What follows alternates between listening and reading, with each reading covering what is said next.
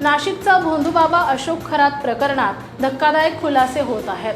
अशोक खरात याचे हैराण करणारे व्हिडिओ व्हायरल झाल्यानं एकच खळबळ उडाली आहे. या दरम्यानच आता सामाजिक कार्यकर्त्या अंजली दमानिया यांनी मोठा गौप्यस्फोट केला आहे. अंजली दमानिया यांनी म्हटलंय की खरातचा मोबाईल बंद होईपर्यंत रुपाली चाकणकर यांचे कॉल सुरू होते. फक्त हेच नाही तर जयंत पाटील यांचेही फोन खरातला येत होते. चाकणकर या खरातला कॉल करणाऱ्या टॉप 2 कशा आहेत हा देखील मोठा प्रश्न त्यांनी उपस्थित केला. अशोक खरात आणि रुपाली चाकणकर यांचे अनेक फोटो आणि व्हिडिओ पुढे आलेत.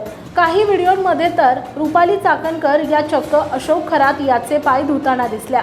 या प्रकरणानंतर रुपाली चाकणकर यांना थेटपणे महिला आयोग अध्यक्ष पदाचा राजीनामा द्यावा लागला. नुकताच बोलताना अंजली दमानिया यांनी म्हटलंय की फक्त रुपाली चाकणकर याच नाही तर त्यांच्या कुटुंबातील अनेक जण अशोक खरात याच्या संपर्कात होते.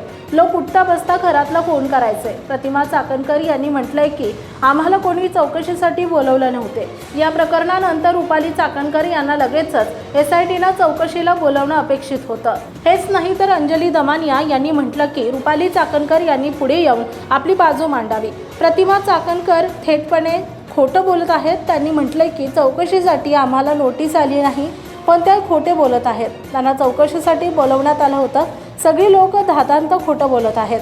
दीपक केसरकर आणि खरात यांच्यात 19 कॉल झाल्याचं मोठं विधान अंजली दमानिया यांनी केलंय. याच दरम्यान त्यांनी काही फोटोही दाखवलेत. चाकणकर यांना चौकशीसाठी का बोलवलं जात नाही असाही प्रश्न उपस्थित केला जातोय. टॉप 10 फोन नंबर आहेत. जास्त वेळ खरातांशी बोलले त्यात खरातची मुलगी पहिल्या नंबरवर आहे. समजू शकते दुसऱ्या नंबरवर रुपाली चाकणकर आहे.